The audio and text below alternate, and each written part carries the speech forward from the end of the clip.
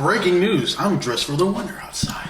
And I'm not. Well, I got a long sleeve. The real breaking news. Kyrie Irving just traded to the Dallas Mavericks.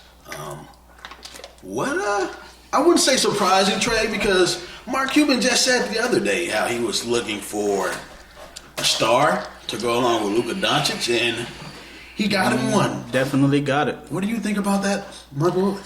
Hey, I definitely. It's two sides of the spectrum with that trade. For Dallas, I'm speaking on.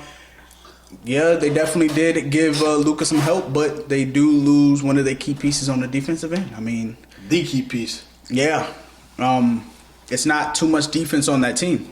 But on the other hand, like I said, they do have and did get Luka some help, which he's been needing since he came into the league. So, I mean, it's going to be real interesting to see how this works because there's two ball-dominant point guards considered, even though Luka's almost 7 foot. But the full trade is Kyrie Irving for Dorian Finney-Smith, Yep. a Spencer Dinwiddie, a first-round pick, and multiple second-round picks. And as you said, two ball-dominant guards, but we've seen Kyrie play off ball. Oh, yeah. He played with LeBron James for crying out loud, and it worked perfectly fine. He played with the James Harden and Kevin Durant. Yep. Probably not a lot, but played with them nonetheless. And Ben Simmons. So he's played off ball a lot, and he can hold his own on the defensive end. He's that quick Bakito if Luka Doncic is hurt or is tired and fatigued, somebody who can go in and hold it down. Yeah. So I think they definitely got a valuable asset in this trade. Now the downside, like he said, you lose Dorian Finney-Smith. You lose Spencer Dinwiddie. And you lose a couple of picks that could be helped build some assets around a team like that. So now what's next for that team, I would say, would be pieces around those two, like a Jay Crowder, Definitely. a three who can play the 4 defense and knock down some open threes. Hopefully he can still do it. I'm not too big on Jay Crowder, but that's for a different story. Also, on the net side of it, you give him Kyrie, right? You get Spencer Dinwiddie, which I like. You get him back. You get him again. Yeah, brought him back. You get Dorian. But this time he's elevated now. I mean, he was still good with Brooklyn, but I want to say. Dallas definitely gave him that second scoring option, right? And now he's coming back to Brooklyn a little bit more developed, I would say, as a ball handler and as a scorer. So, yeah, they do get Spencer Dinwiddie back. They also get defense, which they've been needing, right? And Dorian Finney-Smith, a 3-and-D person, and I just think when KD comes back off of his injury, and if they incorporate Ben Simmons into that role the correct way, I think they are a force. I mean, they've already been a force to be reckoned in the East, but I think they're with defensive wise. I don't think that too many teams are going to be putting. I think last year they gained some valuable defensive assets. Though you bring T.J. Warren in. You go grab Royce O'Neal, and then Nicholas Claxton has definitely elevated his game. Not to mention the addition of Ben Simmons. I think the problem now lies within is you don't have that second star following KD. No, not anymore. Spencer Dinwiddie's in and out, Ben Simmons in and out. So the question stands: are you planning to build for the future, or are you planning to build around KD? Is KD going to re-sign?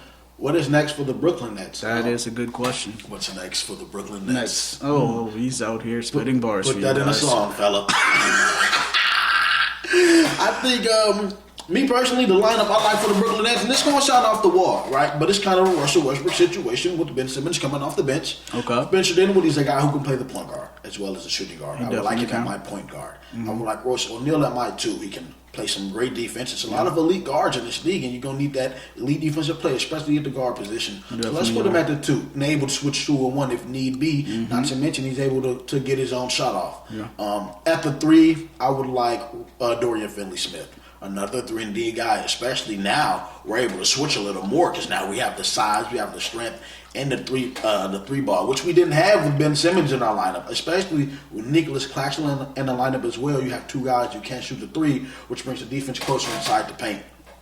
And then you have I wanted KD at the 4, of course, and then Claxton at the 5. I think that's a solid defensive lineup, and of course every lineup's going to have some flaws somewhere in it, but I feel like it would be a major flaw to start Ben Simmons now because you don't have that Kyrie Irving who's definitely going to give you a 20 if you need, a 30 if you need, who can create his own shot. And not to, Spencer can do it, but no one can do it. Well, not no one, but no one besides KD on that team can do it at the level that Kyrie Irving did. So I guess the question is now, what is next for the Brooklyn Nets? You know, once again.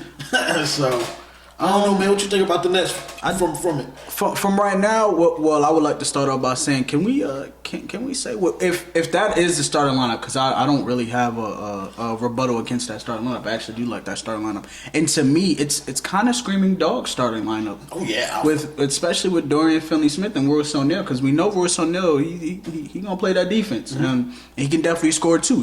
Don't sleep on him. I think that starting lineup definitely screams a little dog. They are going to. I mean, I think with that team, they could be one of the most fast-paced offense. Did I take your phone? I don't know.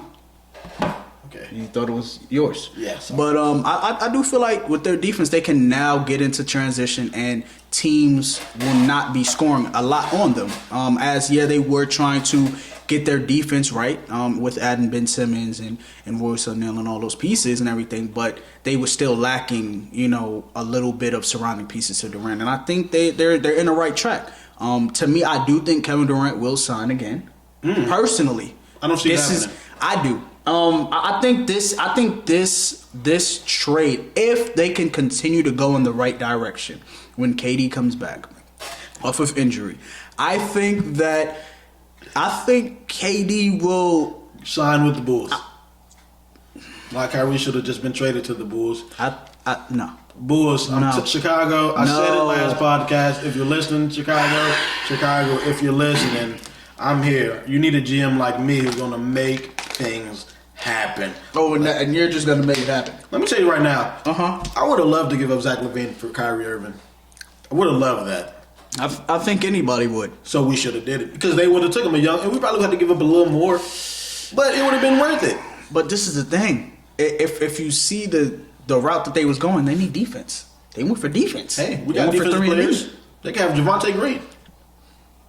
No disrespect, but and here comes the disrespect. It's not disrespect. It's not disrespect. No disrespect, but I mean, no. No. I mean, like it's definitely no disrespect to him, but no. I honestly, personally, I do think there were better trades on the line. The Lakers. No, let me tell you something. Everybody kept saying the Lakers. What would they have given up Russ? So then you have Russ with Ben Simmons and Nicholas Claxton. Well, then that's why I'm saying I was screaming a 3-way trade because it was in the talks. It was in the talks. It was definitely in the air for a 3-way trade. Somebody would have had to if they would have gotten Russell, they would have had to get rid of one of them. And I think they would have gotten rid of Ben Simmons. Why would you get rid of Ben over Russ? Because Ben barely plays. He's always hurt. Russ is going to be that available person for you. So out of the two, who are you gonna pick the person that Ben. You're keeping Ben? Only because he's younger, and I know I probably can get more for him in the future. That's probably the only reason. That's probably the best thing. That's the best thing you can hope for. But that's the only reason. That's the only reason though, because I know Ben is a better defender. But Russ is available. That's the best. He's always been available his whole career. Let me ask y'all something right now. Russ is available right now, and what are the Lakers' record? What are the Lakers doing right now? I'll tell you what they're doing. Sitting 13th in the conference, 25-29. They're under 500. With the Russ being available, with my boy Ben Simmons not being available, they're 32-30. So even though availability seems like the best ability, that ability is not working for the Lakers. So I'm sticking with Ben Simmons with that youth, the length, the defense, the playmaking, the rebounding. Yeah, you like that. He liked that dog instinct on the scoring. Yeah, that dog is nowhere to be found. That is a liability, but I would have been shopping around for Ben. I think I think we gave him enough time to see what he could do.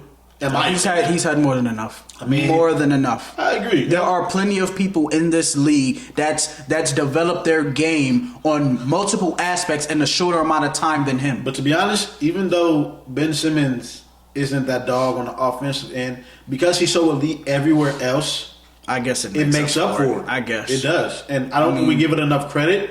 But I think the only reason they played out so well is because he had KD and Kyrie. That's the only reason. Now losing Kyrie, we'll see how. Now we have to. Now Kevin Durant has to come back and put that cape right back on his back. Yeah, he does. He has to. Well, Spencer Dinwiddie averaged 17.7 points per game. Well, that is true. Really, 18 points. So I mean, but 20-30 bomb anytime you need it. But my thing is, how much more time is Kevin Durant out for? Do we know? I think I probably got like a few more weeks. Next right? Darwin.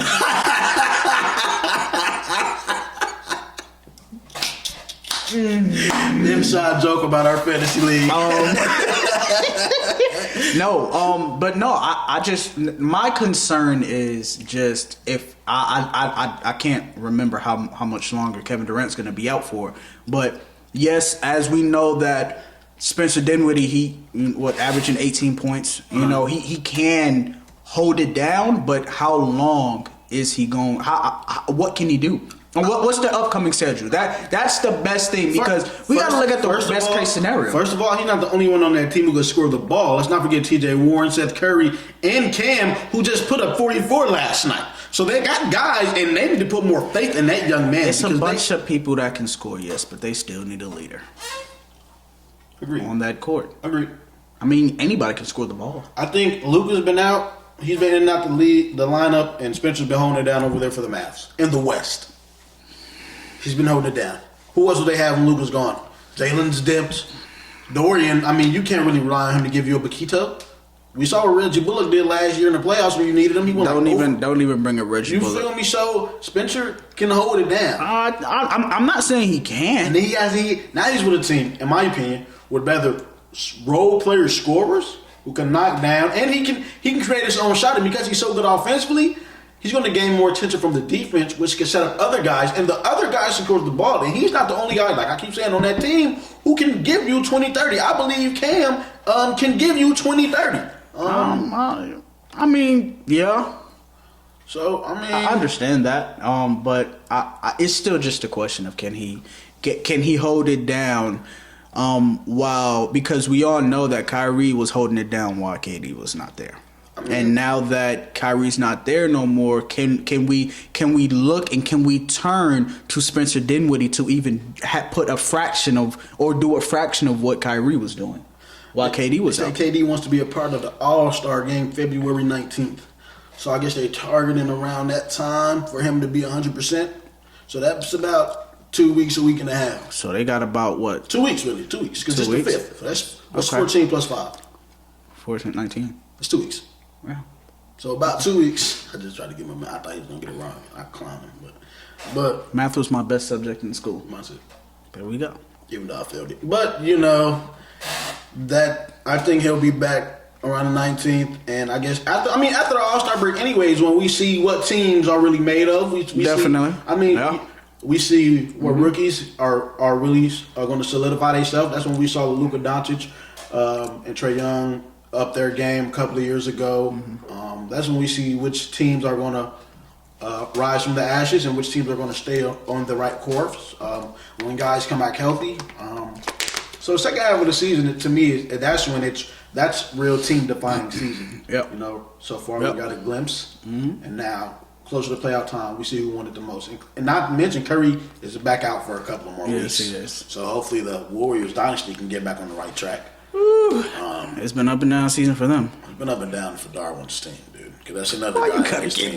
That's another guy on his team, bro. He's going through it. He is. But to transition, we've talked about the Nets. What's your view on the Mavericks now? How do you think? Where does Kyrie fit into that? Kyrie, to me. Okay, my bad. Where does the team go with him? I think I said it earlier when I said get Jay Crowder. I like Tim Hardaway, and I guess you need that coming off your bench.